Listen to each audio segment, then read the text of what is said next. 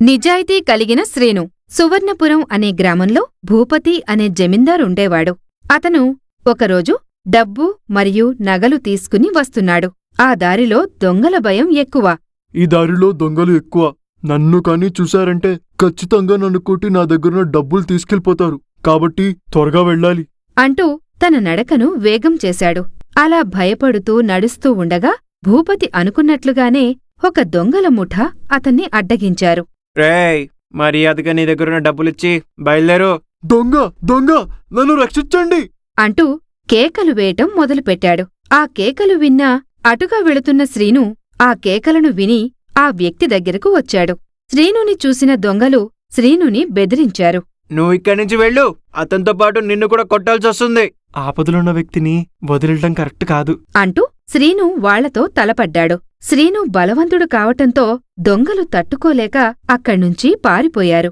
భూపతి ఎంతో సంతోషించాడు. నాయనా, నువ్వెవరివో నాకు తెలీదు, కాని నాకు చాలా పెద్ద సాయం చేశావు. నీకేం కావాలో అడుగు. అయ్యా, నాకేమొద్దు. మీ దగ్గరేదైనా పనుంటే ఇప్పించండి. అలాగే, నాతో రా అని శ్రీనుని తనతో పాటు తీసుకువెళ్లి పనిప్పిస్తాడు. దాంతో శ్రీను ఎంతో సంతోషిస్తాడు.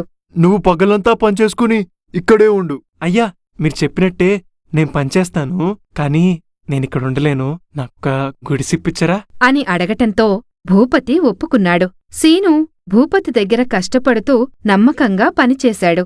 శ్రీను మీద ఎంతో నమ్మకం ఏర్పడింది. అది ఇతర పనివాళ్లకు నచ్చలేదు. ఒకరోజు భూపతిగారింట్లో ఒక నగ పోయింది. దాంతో అందరూ దాని గురించి వెదకసాగారు. కాని ఎక్కడా దొరకలేదు. పనివాళ్లు భూపతి దగ్గరకు వెళ్లారు. అయ్యా, ఆ నగ ఎక్కడా దొరకట్లేదు. మాకెందుకో సీను మీద అనుమానంగా ఉంది. ఎందుకంటే అతనిక్కడ ఉండట్లేదు కదా అని చెప్పటంతో సీను మీద ఎంతో నమ్మకం ఉన్నప్పటికీ వీళ్ల బలవంతం మీద భూపతి సీను గుడిసె వద్దకు వెళ్లాడు. అక్కడ పనివాళ్లందరూ గుడిసె మొత్తం వెతికారు. కాని ఎక్కడా ఆ నగ కనిపించలేదు.